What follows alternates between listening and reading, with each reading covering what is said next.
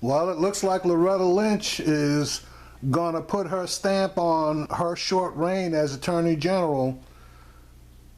The trial for the officer Slager who murdered Michael Scott, not only is it going to be prosecuted in the South Carolina State Court, but the Department of Justice has just filed federal charges which, if this guy is convicted, carries a maximum of the death penalty.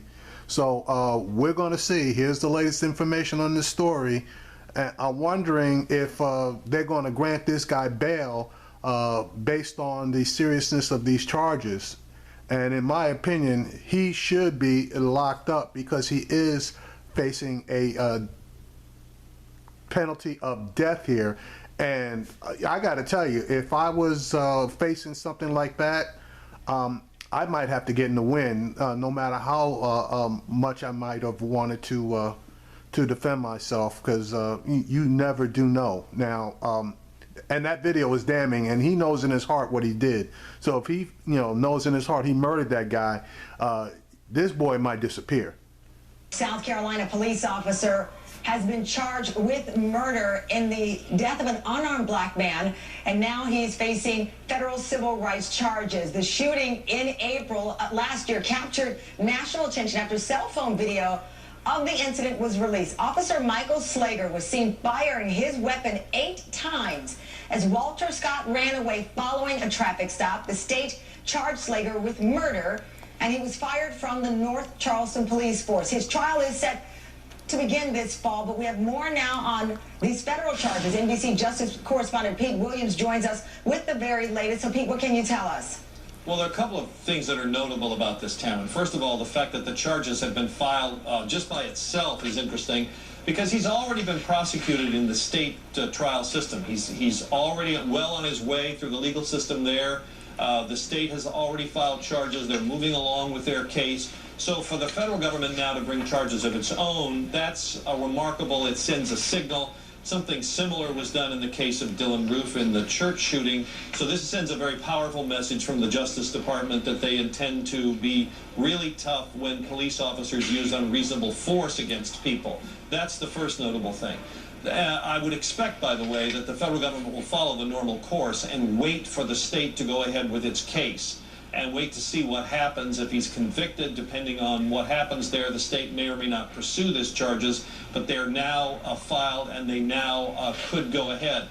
The second point is that one of the counts here does carry the maximum sentence of death. He's charged with violating Michael Slager, Walter Scott's civil rights under color of law. That could carry the death penalty. The government in this federal system has to make a separate decision about whether to pursue it, but based on the legal experts I've talked to this morning, that does seem to be an option here. And finally, it's interesting to note that the government says in these charges that when Slager, the police officer, was initially interviewed, he misled the South Carolina investigators by saying that Scott was firing at him with a taser that he stole from him, while they say in these charges that that is not in fact the case. So he'll appear in federal court this afternoon at 1:30 to face these charges, but it is a ratcheting up of the legal process against him. So, Pete, I'm curious, he has been out on bond. Michael Slager's been out on bond since January for the criminal charges that the state filed here. How will that potentially be impacted regarding these federal charges? Well, that's a good question, because there'll be a separate hearing. Well, the way this normally goes in federal court, you have your initial appearance, the judge schedules a bond hearing, and then there will be a decision about whether to let him out on bail or not. Now, you're entitled to bail as long as certain conditions are met. The judge has to look at whether he's a danger of community or a flight risk and so forth, and I'm sure his lawyers will say, look, Judge, he's already been charged in state court. He hasn't gone anywhere. He's not a flight risk. But complicating this is, if he's detained in the federal system, then how does the state get him into court to stand trial? That complicates it rather in a big way. So I would assume that in the federal system he'd be allowed on bond as well, but that's not a sure bet. We will then see what happens this afternoon, Pete, as you mentioned. Michael Slager will be in court today, and we'll have the latest as he does enter the courtroom. Thank you very much. Let's turn. All right, so bottom line, this guy is going to do some jail time, okay? Now, whether they get him on just the state charges, which he absolutely is going to be found guilty of something. Now, it just depends on how heavy a hand they want to lay on this as far as the state's concerned. I believe Lynch is going to try to come down with the hammer on this guy, period. Now, they may not give him the death penalty, excuse me, but he's going to end up getting life under the federal charges. Now, as far as the state charges are concerned, South Carolina they have been pretty decent, I'll say, as far as dealing with these rogue cops. If you recall, there was an officer who pulled a gentleman over. Actually, he hadn't even pulled him over. He pulled into a gas station after a gentleman had pulled into the gas station, accused him of running a stop sign, etc. Turned around, ordered the guy to provide his driver's license, proof of insurance. As the man is going into his car to get that, the officer shot him. You know, fortunately, the guy survived.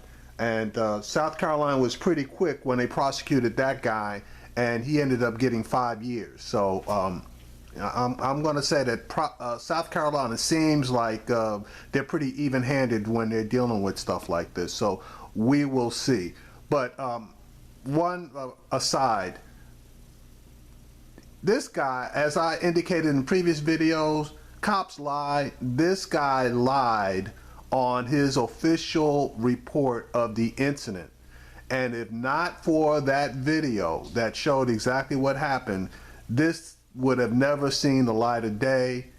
So as I indicated previously, if police are going to provide testimony as to events that occur, especially when it comes to affecting someone's life and liberty, there needs to be video evidence or some other type of incontrovertible evidence backing up their stories. Otherwise, it's their word against whoever the defendant is, and there should be equal weight given to both.